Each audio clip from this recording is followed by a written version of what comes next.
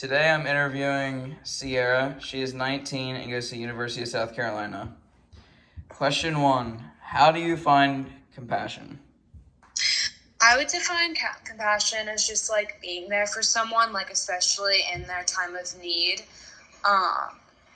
and just like sympathizing with them and trying to be there for them and help them out. All right, question 2. Explain what you think motivates people to act compassionately.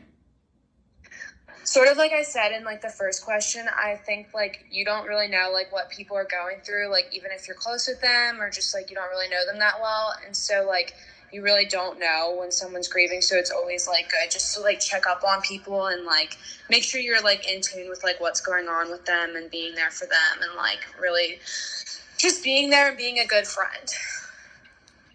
Question 3. Describe what factors determine how and when we act with compassion.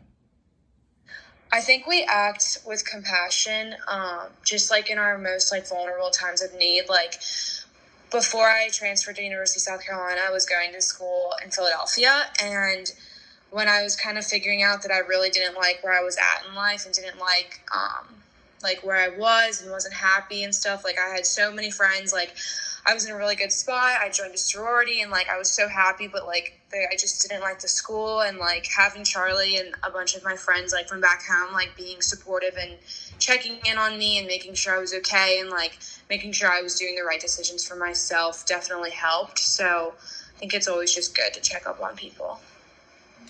Last question. Explain if you believe there are any limits to compassion. If so, what are they and why do they exist?